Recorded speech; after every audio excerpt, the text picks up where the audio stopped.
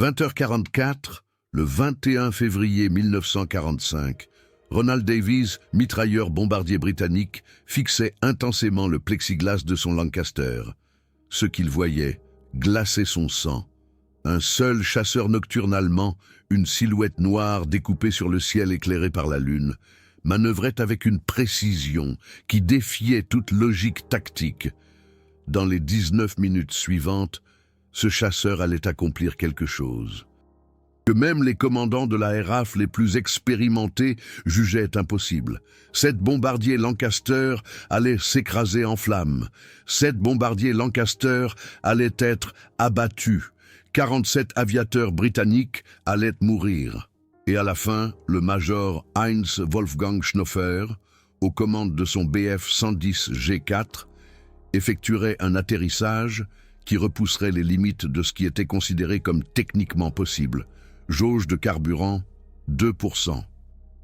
Autonomie, 11 km. Survie incertaine avant de continuer. Si vous n'êtes pas encore abonné, faites-le maintenant. La chaîne a besoin de 1000 abonnés et nous en sommes à 500. Chaque abonnement compte pour plus d'histoires documentées comme celle-ci. Retour à l'histoire, pour comprendre ce qui s'est passé cette nuit-là, il faut remonter dans le temps. Pas seulement aux événements de cette soirée, mais à l'homme lui-même. Heinz Wolfgang Schnoffer est né le 16 février 1922 à Calw, dans la forêt noire. Son père était négociant en vin, une famille normale, un garçon normal. Rien ne laissait présager que ce jeune homme entrerait un jour dans les annales, comme le chasseur nocturne le plus meurtrier de l'histoire. Mais il y avait quelque chose chez Schnoffer qui le distinguait dès le début, une capacité presque surnaturelle à voir dans l'obscurité. Sa vision nocturne était si extraordinaire que des médecins l'ont examiné. Aucune explication, juste une anomalie génétique. Ce qui était ténèbres pour d'autres pilotes était pour Schnoffer des nuances de gris, des contours, des possibilités. Le 21 février 1945, Schnoffer avait déjà 112 abattages confirmés, tous de nuit, tous contre de lourds bombardiers, son équipage, l'opérateur radio de bord Fritz Rumpelhardt et le mécanicien de bord Wilhelm Gensler avaient traversé l'enfer et en étaient revenus avec lui. Ils connaissaient chaque respiration de l'autre, chaque mouvement. Dans le cockpit du Bf 110 G4, ils n'étaient pas 3 hommes, ils étaient un seul organisme. Mais cette nuit allait être différente. La RAF avait préparé 800 Lancaster pour un assaut massif sur les villes allemandes. Les bombardiers volaient en flot continu, vague après vague. La chasse nocturne allemande était désespérée. Le carburant était rare. Chaque mission devait compter, chaque tir devait atteindre sa cible. Le gaspillage signifiait la mort, non seulement pour le pilote, mais pour les civils au sol. Les prévisions météorologiques pour cette nuit, claire, pleine lune, visibilité 15 km, parfait pour la chasse nocturne, mais aussi parfait pour la RAF, pour voir ses cibles, une arme à double tranchant. Schnoffer décolla à 20h12 de la base aérienne de Saint-Trond en Belgique. Son Bf 110 emportait 1270 litres de carburant, ce qui correspondait à environ 2 heures et 40 minutes de vol à vitesse de combat. Pas de réserve, pas de marge de sécurité. À une époque où chaque litre d'essence valait de l'or, c'était tout ce que la Luftwaffe pouvait fournir. La jauge de carburant indiquait 100% lorsque les roues ont quitté le sol. Schnoffer savait que, s'il trouvait les bombardiers, il aurait peut-être 45 minutes de temps de combat. Ensuite, il devrait rentrer ou mourir. 20h29, le radar fugé 220 Liechtenstein SN2 à l'avant du Bf 110 indiquait un contact.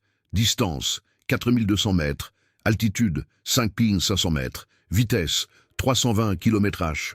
Schnoffer connaissait cette signature. Lancaster, quadrimoteur, lourdement armé. 7 hommes d'équipage, chacun d'eux le fils, le frère, le père de quelqu'un. Contact confirmé, dit Rumpelhardt calmement à travers l'interphone de bord. Sa voix ne montrait aucune nervosité. Ils avaient fait ça 100 fois, mais chaque fois pouvait être la dernière. Schnaufer poussa les manettes des gaz vers l'avant. Les deux moteurs Daimler-Benz DB605 hurlèrent. 1475 chevaux par moteur. Le BF-110 accéléra à 550 km/h. Les vibrations de la cellule, le grondement des moteurs, le froid qui s'infiltrait par chaque interstice. À 5500 mètres d'altitude, il faisait moins 30 degrés Celsius, 3000 mètres. Il ne pouvait pas encore voir le Lancaster. Seulement la lueur verdâtre du radar, 2000 mètres, Schnaufer éteignit le radar. Désormais, seulement ses yeux. Son extraordinaire vision nocturne était maintenant son seul avantage. Le radar pouvait être brouillé. Les yeux, non. Et 1000 mètres, là, une forme sombre devant la lune, fuselage carré, 4 moteurs, empennage trapu, Lancaster, et inconscient du danger. Schnaufer positionna son BF-110 en dessous et légèrement derrière le bombardier, la zone morte. Là où les mitrailleurs de queue ne pouvaient pas le voir, là où le canon ventral ne pouvait pas pivoter, 400 mètres, 300 mètres, 200 mètres.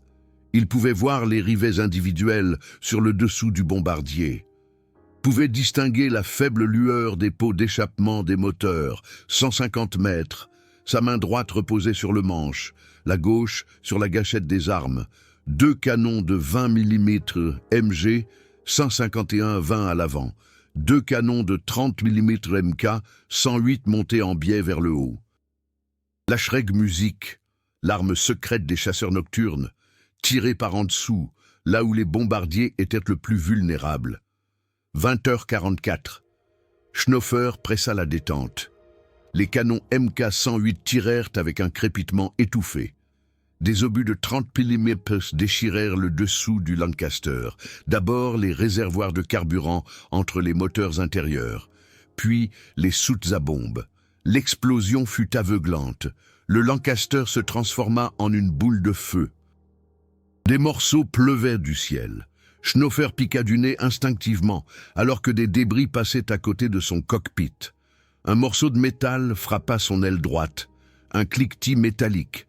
Pas de dommages structurels.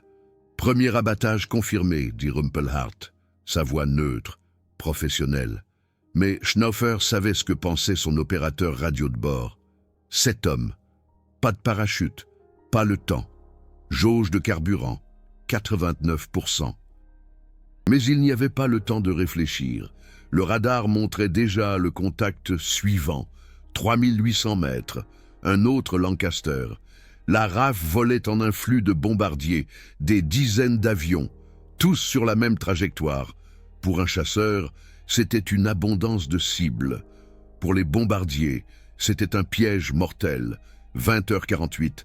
4 minutes après le premier abattage, Schnaufer trouva le deuxième Lancaster, la même approche, par en dessous, zone morte, 200 mètres. La Schrägmusik parla à nouveau. Le bombardier se désintégra avant même d'exploser. Un moteur se détacha et tourbillonna en flammes vers le sol. Le fuselage se plia en deux au milieu. Cette fois, Schnaufer vit 3 parachutes, 3 sur 7. Les 4 autres étaient trop lents, ou déjà morts avant de pouvoir sauter. Deuxième confirmé, Rumpelhardt. Toujours calme. Mais Schnaufer entendait la tension. Ils étaient maintenant dans la zone de combat. Chaque bombardier avait une escorte. Où étaient les chasseurs nocturnes britanniques, les Mosquito, les Beaufighter, 20h51, 3e Lancaster. Schnaufer n'avait plus besoin de chercher. Ils volaient directement sur lui. La RAF ignorait qu'un seul chasseur les traquait. Aucune alerte, aucune manœuvre d'évitement. Juste une trajectoire droite, directement vers la mort. Ce bombardier tenta de s'échapper. Le pilote avait dû voir la boule de feu de son prédécesseur. Il piqua du nez, essaya de se réfugier dans les nuages, mais il n'y avait pas de nuages, seulement un ciel nocturne dégagé. Et Schnaufer, le pilote allemand, suivit la descente, 550 km/h. 600 km/h, 650 km/h. Le Bf-110 vibrait. La cellule gémissait, mais Schnaufer resta accroché, 300 mètres derrière le Lancaster. La Schreg Music ne pouvait pas faire feu. Mauvais angle. Il devait utiliser les canons de nez, une courte rafale des canons de 20 mm. Des traçantes dessinèrent une ligne droite vers le moteur extérieur gauche. Le moteur explosa. Le Lancaster bascula sur le côté. Schnaufer tira à nouveau. Moteur extérieur droit, touché, en flammes. Le pilote britannique tentait encore de garder le contrôle. Schnaufer vit le bombardier lutter, observa les corrections désespérées. Mais avec 2 moteurs hors service du même côté, il n'y avait aucun contrôle possible. Le Lancaster partit en vrille à plat, tourna et s'écrasa. 20h53. 3 Lancaster en 9 minutes. Le record personnel de Schnaufer était de 5 en une nuit. Il venait d'en abattre plus de la moitié en moins de 10 minutes.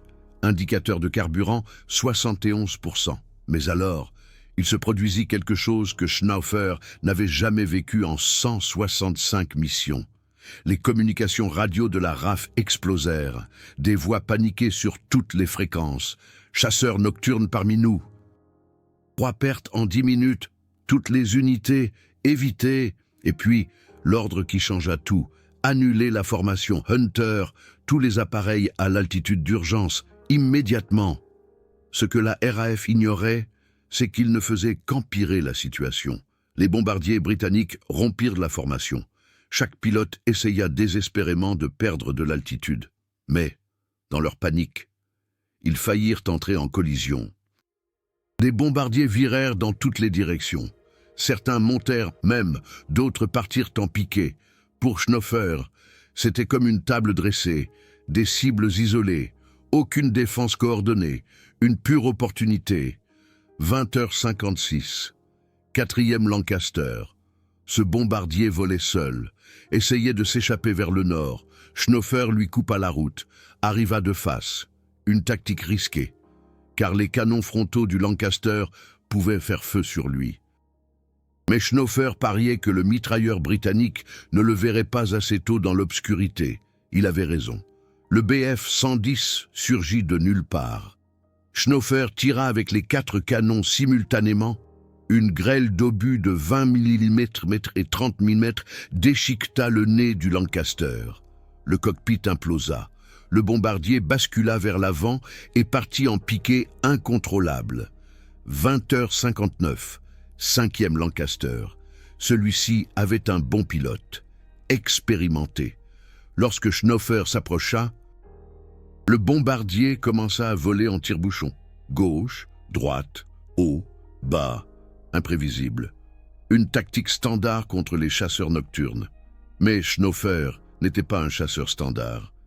Il connaissait cette tactique, l'avait vue des dizaines de fois. Il attendit, vola parallèlement, observa le schéma. Chaque manœuvre en tire-bouchon suivait un rythme. Gauche, gauche, droite, haut, gauche, gauche, droite, haut.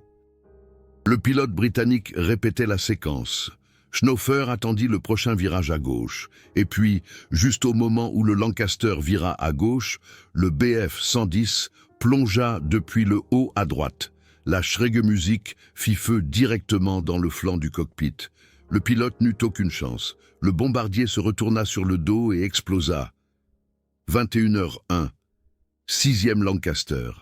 Celui-ci essayait de voler à 2000 mètres. Bas. Très bas pour un bombardier lourd. Schnaufer suivit. Il sentit l'air devenir plus dense, respira plus facilement, plus chaud, moins 15 degrés au lieu de moins 30 degrés, mais aussi plus dangereux. La flaque allemande opérait à cette altitude. Il devait faire attention à ne pas se faire abattre par ses propres forces. Le Lancaster volait au-dessus des lignes allemandes. Schnaufer pouvait voir les traçantes de la flaque sous lui, pouvait entendre les explosions des obus de 90 mm. Le pilote britannique essayait de manœuvrer entre les impacts, mais Schnaufer attenda la fin d'une courte pause de tir. Puis il frappa, une seule rafale précise dans l'aile droite. Réservoir de carburant. Le Lancaster se transforma en une comète enflammée, s'écrasa et percuta une forêt. L'explosion illumina le paysage comme en plein jour. 21h03, 7e Lancaster. 19 minutes depuis le premier abattage. Schnaufer était épuisé. Ses yeux brûlaient. Ses mains tremblaient légèrement à cause de l'adrénaline, mais il en vit encore un contact, à 2800 mètres. Ce bombardier savait qu'il était traqué, volait en zigzag, larguait du Duppel, des bandes métalliques qui perturbaient le radar, mais Schnaufer n'utilisait plus le radar, seulement ses yeux.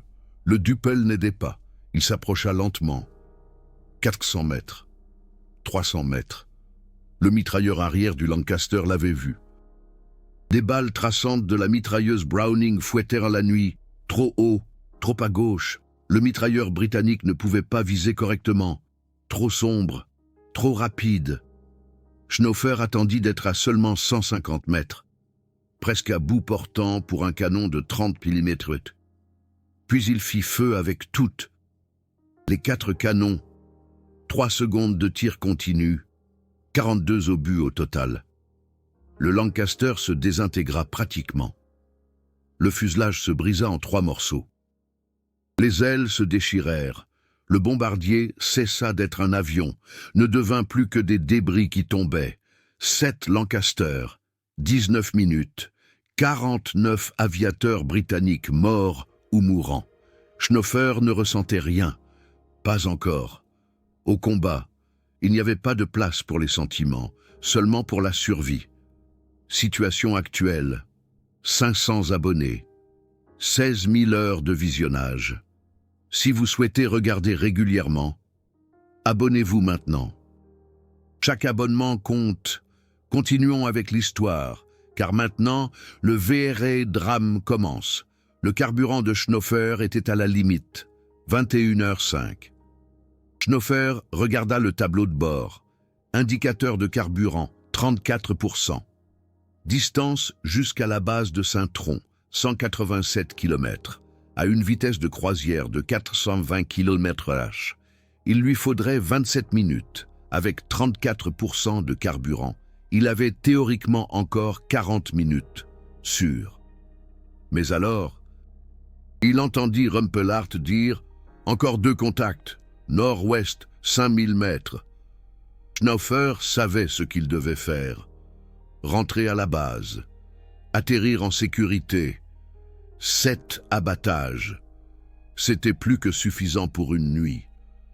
Plus que la plupart des pilotes n'en réalisaient dans toute leur carrière, mais il y avait autre chose, une voix dans sa tête. Ces 2 Lancaster allaient bombarder des villes allemandes, allaient tuer des civils, des femmes, des enfants. Peut-être sa propre famille, à Calve, pouvait-il simplement s'envoler ? Cap sur les contacts, dit Schnaufer.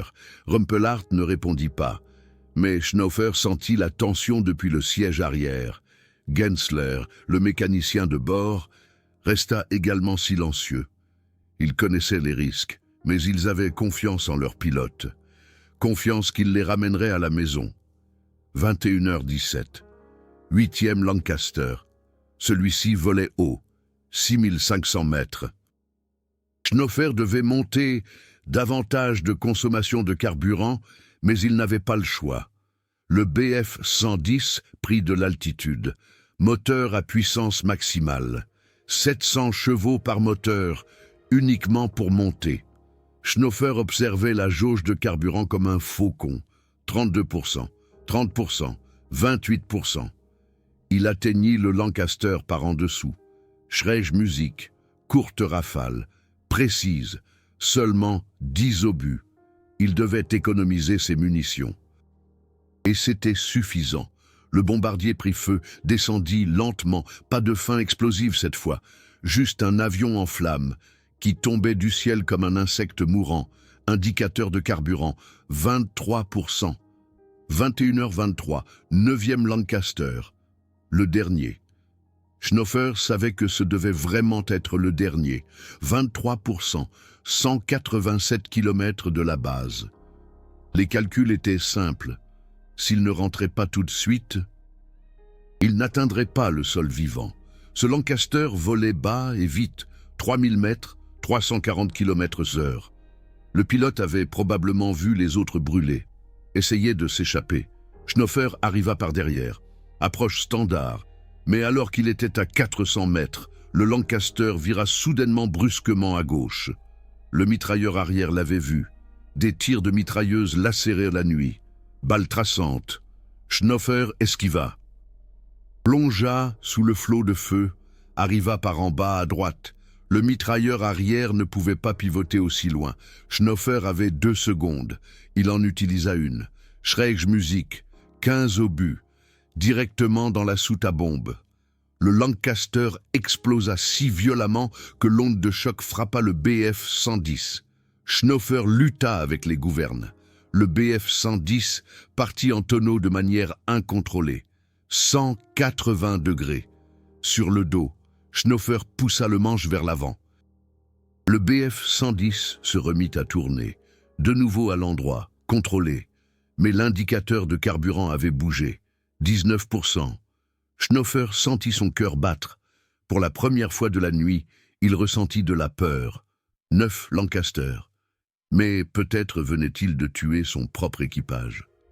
Cap sur Saint-Tron, dit Schnoffer. Sa voix calme. Mais Rumpelhardt entendit ce qui n'était pas dit. Il n'avait plus de réserve, plus de marge de sécurité, pas de plan B. Soit ils atteignaient la base avec le carburant restant, soit ils s'écraseraient quelque part dans la Belgique occupée. S'ils avaient de la chance, derrière les lignes allemandes. Sinon... Et puis, il se produisit quelque chose qui fit passer la situation de critique à impossible. Le moteur droit commença à tourner de manière irrégulière, 21h28. Un raté dans le moteur droit, puis un cliquetis métallique. Gensler réagit immédiatement. « Moteur droit, la température de la culasse augmente, la pression d'huile chute. » Schnoffer savait ce que cela signifiait. Dommage de combat. Un éclat d'obus provenant d'une des explosions, trop petit pour être remarqué, mais assez grand pour endommager la conduite d'huile. Sans huile, le moteur se gripperait en quelques minutes. Il réduisit la puissance du moteur droit, essaya de le maintenir au frais. Mais cela signifiait que le moteur gauche devait travailler plus dur. Plus de consommation de carburant. L'indicateur de carburant chuta comme une pierre. 19%, 17%, 15%. Distance jusqu'à la base. 164 km. Schnoffer fit les calculs dans sa tête. À la vitesse actuelle, 23 minutes. Avec 15% de carburant, peut-être 21 minutes. Peut-être. Coupez tous les systèmes non essentiels, ordonna Schnoffer. Gensler commença à actionner les interrupteurs. Chauffage éteint, radio au minimum, lumières éteintes, tout ce qui consommait de l'électricité des générateurs connectés au moteur. Chaque petit gain d'énergie signifiait moins de stress sur les moteurs, moins de carburant. La température dans le cockpit chuta rapidement, moins 20 degrés, moins 25 degrés. Schnoffer pouvait voir sa propre respiration. Ses mains s'engourdissaient, mais il maintint le cap. 21h35. Indicateur de carburant. 11%. Distance, 135 km. Le moteur droit toussa, rata, puis tourna de nouveau rond, puis de nouveau rata. Moteur droit critique, dit Gensler. Pression d'huile presque nulle. Température 140 degrés. C'était la température de panne du moteur. Le Daimler-Benz DB 605 était conçu pour un maximum de 115 degrés. À 140 degrés, les roulements fondraient. Si le moteur se grippait, il prendrait probablement feu. Schnoffer avait 2 options. Couper le moteur et continuer avec un seul moteur. Cela économiserait du carburant, mais réduirait de moitié la vitesse. À moitié vitesse, il n'atteindrait jamais la base. Ou laisser le moteur tourner et espérer qu'il n'explose pas. Il choisit la deuxième option, risque, mais risque calculé. 21h42. Indicateur de carburant, 7%. Distance, 98 km. Schnoffer pouvait maintenant voir les lumières du front. Positions allemandes. Position britannique. Une bande de tirs traçants et de tirs d'artillerie. Il devait voler au-dessus. Pas de place pour les manœuvres d'évitement. Ligne droite. Chemin le plus court. La flaque ouvrit le feu sur lui. D'abord britannique, puis allemande. Les deux camps ne voyaient qu'un avion. Ne pouvaient pas identifier s'il était ami ou ennemi. Schnoffer continua simplement à voler. Des obus explosèrent autour de lui. Un obus de 40 mm explosa 50 mètres à gauche. Des éclats d'obus touchèrent l'aile gauche. D'autres dégâts. Mais rien de critique. 21h49. Indicateur de carburant. 4%. Distance. 61 km. Le moteur droit fumait maintenant. Fumée blanche sortant des pots d'échappement. Puis fumée noire. L'huile brûlait. Gensler voulait couper le moteur. Mais Schnoffer secoua la tête. Pas encore. Pas encore. Ils volèrent maintenant au-dessus du territoire belge, territoire libéré derrière les lignes allemandes. Petit village, ferme. Schnoffer pouvait voir des lampadaires, pouvait distinguer les contours des bâtiments. Saint-Tronde devait être proche. 21h53. Indicateur de carburant, 2%. Et alors il la vit, la piste d'atterrissage de Saint-Tron. Lumières éteintes, comme toujours en temps de guerre. Mais Schnoffer connaissait chaque mètre. Il avait atterri des centaines de fois. Distance, 11 km. Saint-Tron en vue, dit Rumpelhardt. Sa voix montrait maintenant du soulagement. Ils allaient y arriver. Mais alors, l'impossible se produisit. Le moteur gauche toussa, rata. Schnoffer regarda l'indicateur de carburant. 1%. Non, pas si près du but. Il contacta la tour. Tour de Saint-Tron, ici, chasseur nocturne 247. Carburant critique. Les deux moteurs critiques. Atterrissage d'urgence. La réponse arriva immédiatement. 247, vous avez la priorité. Tous les systèmes sont prêts. Les pompiers en position. Schnoffer commença la descente. Normalement, il volerait selon le schéma d'approche d'atterrissage, arriver en cercle, descendre lentement. Mais il n'avait pas de carburant pour les schémas, seulement pour une ligne droite. Il visa directement le seuil de la piste, 10 km, 8 km, 6 km. Le moteur gauche tournait encore, mais juste, toussant. Rata. Le moteur droit crachotait tellement que Schnoffer pouvait le sentir depuis le cockpit. Une odeur d'huile brûlée, de métal en fusion. 4 km, altitude, 800 mètres, trop haut. Il devait descendre. Schnoffer réduisit encore la puissance. Les deux moteurs au ralenti maintenant. Le Bf-110 planait. Silence, hormis le sifflement du vent contre la carlingue. 3 km. Altitude, 400 mètres. Mieux, la piste d'atterrissage était juste devant. Il pouvait en distinguer les contours. 2000 mètres de long, 45 mètres de large. Assez de place, si les moteurs ne lâchaient le pas. 2 km. Altitude, 200 mètres. Le moteur gauche toussa une dernière fois. Puis, le silence. Panne totale, plus de carburant. Le Bf-110 était maintenant un planeur. 5,5 tonnes de métal glissant dans les airs. Avec une vitesse de descente de 4 mètres par seconde. 1 km, altitude, 120 mètres. Schnoffer fit ses calculs. 120 mètres d'altitude, 4 mètres par seconde de vitesse de descente, 30 secondes avant l'impact, 1000 mètres de distance. Il lui fallait 450 mètres pour planer et atterrir. Cela laissait 550 mètres de marge. Juste assez. 500 mètres. Altitude. 40 mètres. Trop bas. Schnoffer tira légèrement sur le manche. Utilisant les derniers vestiges de vitesse pour gagner un peu d'altitude, le Bf-110 s'éleva 50 mètres, 55 mètres, 300 mètres. Il était au-dessus du seuil de la piste. Schnoffer commença à planer. Tirant doucement sur le manche, le nez du Bf-110 se leva. La vitesse de descente ralentit, 3 mètres par seconde, 2 mètres par seconde. 21h58. Le train d'atterrissage principal toucha le sol. Un atterrissage brutal, mais contrôlé. Schnaufer maintint le nez relevé. Laissant la roulette de queue se poser doucement, le BF-110 ralentit. 200 mètres, 400 mètres, 600 mètres, de plus en plus lentement. Arrêt total. Schnaufer coupa tout. Le moteur droit crachotait toujours. Gaétan sortit du cockpit, prit l'extincteur, pulvérisa de la mousse sur le moteur. Les pompiers arrivèrent en trombe. Schnaufer resta simplement assis là. Ses mains tremblaient maintenant de manière incontrôlable. L'adrénaline quittait son corps. Lambert lui tapota l'épaule. « Nous sommes vivants. » Oui, ils étaient vivants. Contre toute attente, contre toute logique. Ils avaient abattu 9 Lancaster et atterri avec 0% de carburant. L'indicateur n'affichait même plus 1%. Il affichait simplement la marque vide. Le lendemain matin, 22 février 1945, arriva la confirmation officielle.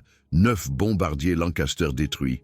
Les 9 confirmés par les troupes au sol qui avaient trouvé les débris. Certains membres d'équipage britanniques avaient survécu et avaient été faits prisonniers.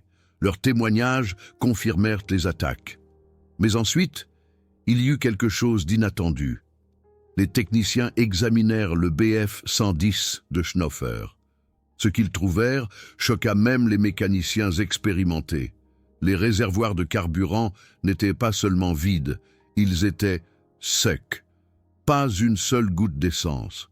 Les pompes à carburant avaient aspiré de l'air.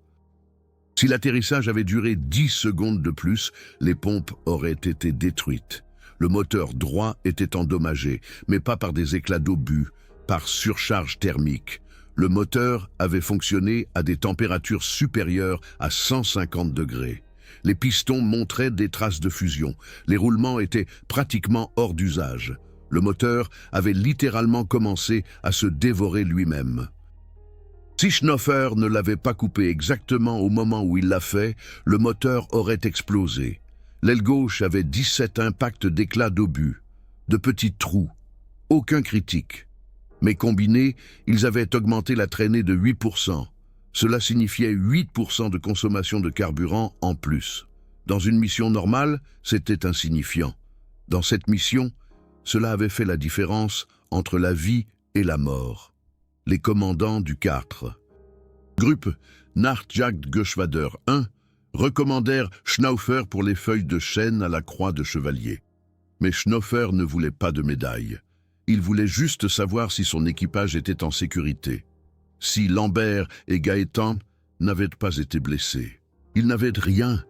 Tous les 3 étaient indemnes. Physiquement, du moins. La RAF mena une enquête. 9 Lancaster en une nuit. Tous par un seul chasseur. Comment était-ce possible? Les services de renseignement britanniques avaient déjà le nom de Schnaufer. Savaient qui il était. Le fantôme de Saint-Tron, comme l'appelaient les pilotes de la RAF. Un spectre qui chassait dans la nuit. Dans un document déclassifié ultérieurement, un officier de la RAF écrivit « Le major Schnaufer représente la plus grande menace individuelle pour le Bomber Command. Ses capacités dépassent les capacités humaines normales.